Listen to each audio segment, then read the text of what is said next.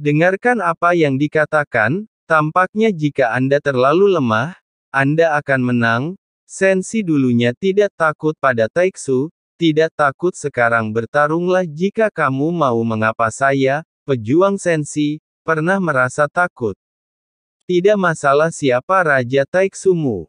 Jadi ini bukan suatu kondisi. Xiaoyan dengan tegas menolak apa yang disebut saling menguntungkan, Su Qiantai. Mari kita abaikan kekuatan Su Qiantai.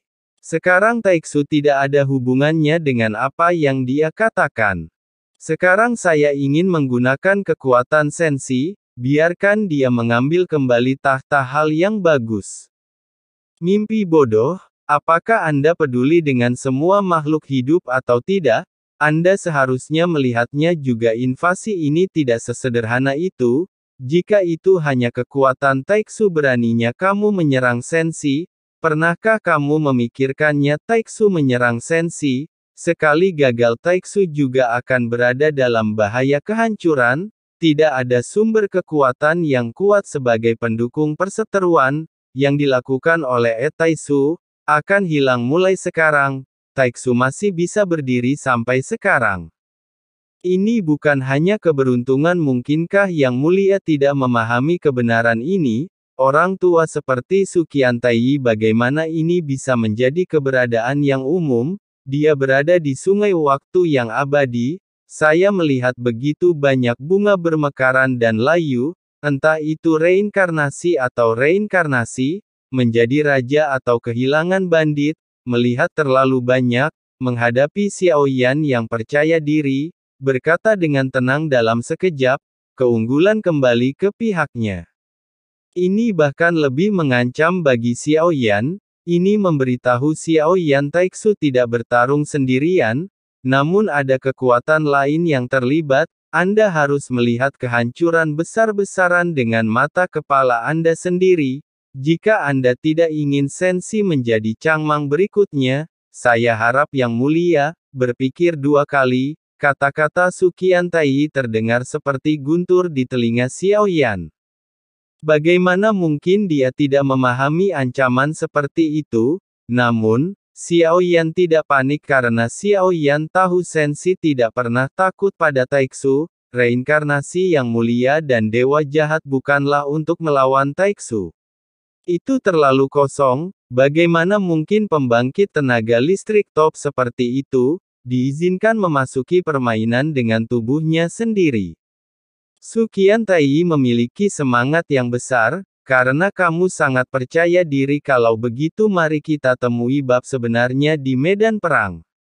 Xiaoyan selesai berbicara. Jangan menunggu Su Qiantai terus berbicara.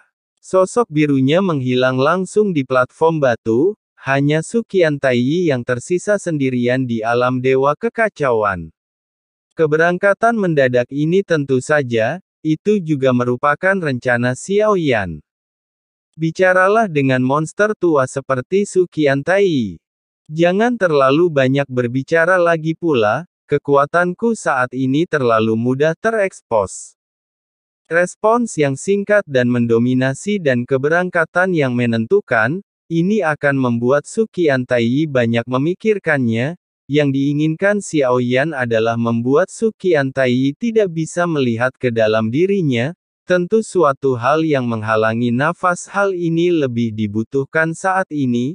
Teknologi Styx di dunia Taiksu telah mencapai puncaknya, meski arah perkembangannya aneh, namun memang luar biasa dalam banyak aspek. Menilai dari fakta bahwa posisi Xiaoyan dikunci melalui poison pill Jade Sleep, ini cukup untuk membuktikan. Kemudian Xiaoyan mengirimkan dua pil tubuh dewa dan iblis yang telah berhasil dia sempurnakan menjadi Suyu.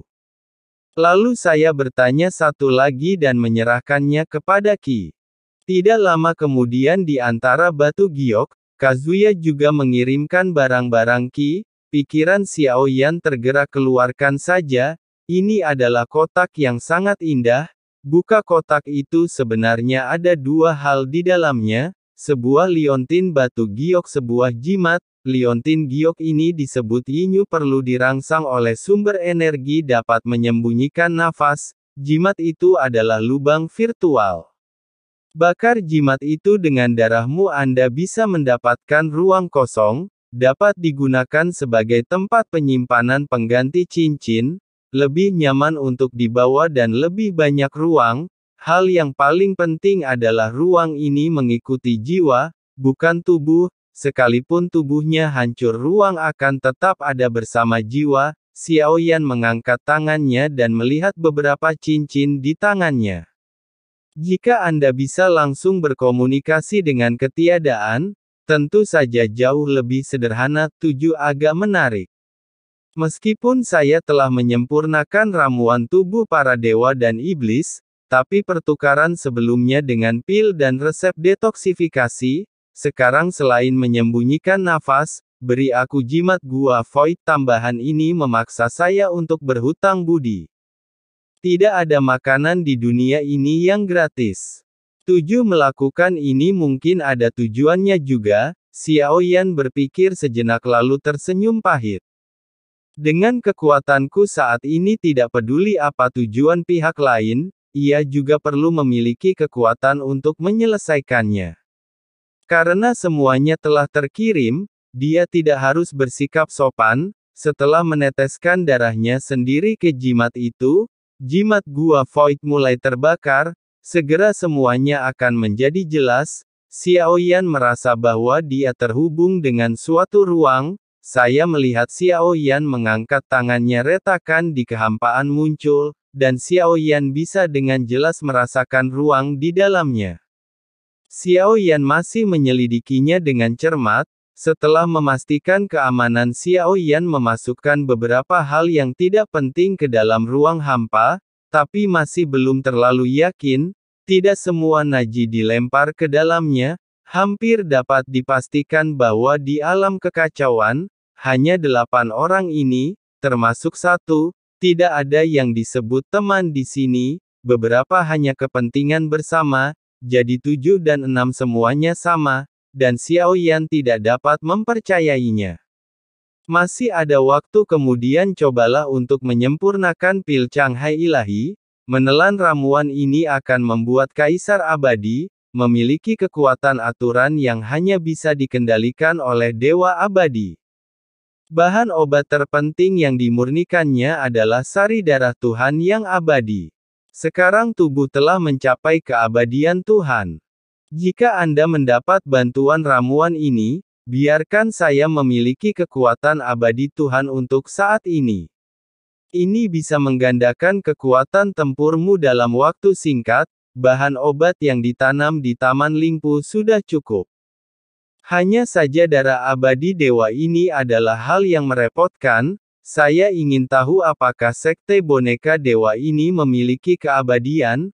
Ngomong-ngomong, ambil beberapa yang terbaik, dan setelah kompas yang dinaiki Xiaoyan semakin dekat sekte boneka, segerombolan besar nyamuk setan terus mengejar di samping. Itu ada juga banyak orang kuat yang tertarik.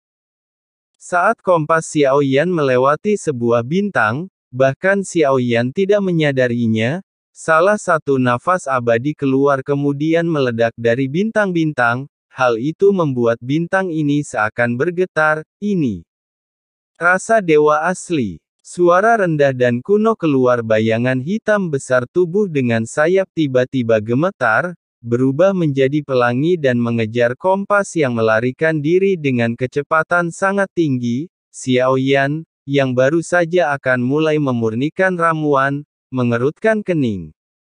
Secara alami, aku merasakan aura seseorang yang mengejarku dari belakang. Nafas yang bisa membuat Xiaoyan terdiam tidak biasa. Apakah itu binatang buas?